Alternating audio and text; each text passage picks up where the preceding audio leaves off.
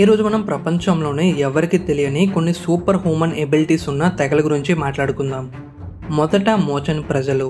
వీళ్ళని see gypsies అని కూడా అంటారు. వీళ్ళు థాయిలాండ్ అండ్ బర్మా తీర ప్రాంతాల్లో నివసిస్తూ ఉంటారు. వీళ్ళు నీటిలో 4 నిమిషాల వరకు శ్వాస తీసుకోకుండా ఉండగలరు. ఒక యావరేజ్ పర్సన్ జస్ట్ 30 నుండి 90 సెకండ్లు మాత్రమే నీటిలో ఉండగలరు. అంతేకాకుండా వీళ్ళు నీటి లోపల క్లియర్గా చూడగలరు. 1999లో అన్నా గ్లిజన్ అనే ఒక శాస్త్రవేత్త వీళ్ళ ఎబిలిటీస్ని పరిశోధించడానికి వచ్చారు. ఆవిడ ఏం చెప్పారంటే వాళ్ళ జెనెటిక్స్లో ఈ ఎబిలిటీస్ లేవు. వాళ్ళు కంటిన్యూస్గా ప్రాక్టీస్ చేయడం వల్ల ఈ స్కిల్ని నేర్చుకున్నారంట. వీళ్ళు హత్సా తెగకు చెందిన ప్రజలు. వీళ్ళు తాంజానియాలో ఉంటారు. వీళ్ళ చర్మం ఎంత గట్టిదంటే వీళ్ళకి తేనెటీగలు కుట్టినా కూడా వీళ్ళకి ఏమీ అవ్వదు. వీళ్ళు తేనె పట్టులను ఏదో స్నాక్స్ తిన్నట్టు తినేస్తారు. అండ్ తేనెటీగలు లోపల ఉన్నా సరే వీళ్ళు పట్టించుకోరు. ఇంకా ఆశ్చర్యకరమైన విషయం ఏంటంటే వీళ్ళు తేనె కోసం పక్షులతో మాట్లాడతారు.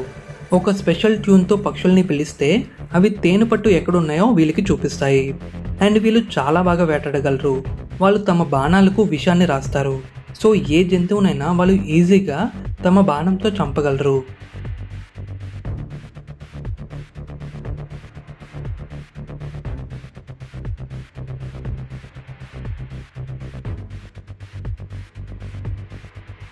వీళ్ళు మవోరి తెగకు సంబంధించిన ప్రజలు.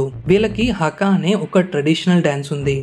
ఇది యుద్ధానికి ముందు శత్రువుల్ని భయపెట్టేందుకు ఇంకా తమ ఐక్యతను శక్తిని చూపించేందుకు అలా డ్యాన్స్ వేస్తారు. వీళ్ళు దట్టమైన బాడీ పెయింటింగ్స్తో భయంకరమైన యోధుల్లాగా పేరు పొందారు. చిన్నతనం నుండే వీళ్ళు యుద్ధ కళల్లో శిక్షణ పొందుతారు. ఇంకా బ్రిటిష్ కొలనైజేషన్ సమయంలో మావోరీలు తీవ్ర ప్రతిఘటన చూపారు. 19వ శతాబ్దంలో జరిగిన వార్లో మావోరీలు బ్రిటిష్ సైన్యానికి గట్టి ప్రతిస్పందన ఇచ్చారు. వారి యుద్ధ నైపుణ్యం ఇంకా వ్యూహాలు బ్రిటిష్ సైన్యానికి కొంతవరకు ఇబ్బంది పెట్టాయి. అయినా చివరికి బ్రిటిష్ వారే ఆధిపత్యం సాధించారు. వీళ్ళు సింబు ప్రావిన్స్లో ఉన్న స్కెలిటన్ ట్రైబ్స్. వీళ్ళు తమ శరీరం మీద నల్లటి తెల్లటి మట్టితో అస్థిపంజరాలను పెయింటింగ్ వేసుకుంటారు. ఎందుకంటే 200 సంవత్సరాల క్రితం ఒక రాక్షసుడి నుండి తమను తాము రక్షించుకోవడానికి వాళ్ళు అస్థిపంజరాల్ని తమ బాడీ మీద పెయింటింగ్స్ వేసుకునేవారు. ఇలా పెయింటింగ్ వేసుకుంటే రాక్షసుడు వాళ్ళు చనిపోయారు అనుకుంటాడని వాళ్ళ ప్లాన్. వీళ్ళు కొరవై తెగకు చెందిన ప్రజలు. 1970 వరకు ప్రపంచానికి వీళ్ళెవరో తెలీదు. వీళ్ళు భూమి నుండి 140 అడుగుల ఎత్తులో చెట్లపై ఇల్లు కట్టుకుంటారు. చాలామంది శాస్త్రవేత్తలు దీనికి వివరణ ఇవ్వలేకపోతున్నారు. బహుశా ఇది వాళ్ళ డిఎన్ఏలోనే ఉందేమో అని భావిస్తున్నారు. వీళ్ళకి ఎటువంటి డిసీజెస్ కూడా రావంట.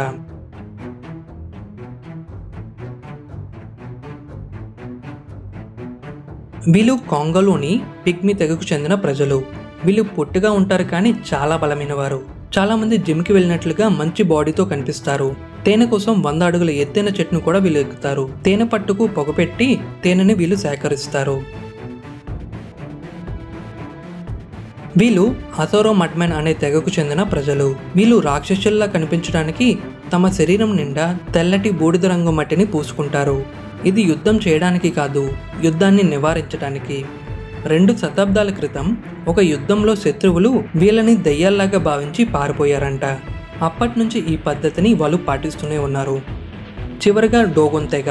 మాలీలో నివసించే వీళ్ళు కొండ అంచున గ్రామాలను నిర్మించుకుంటారు.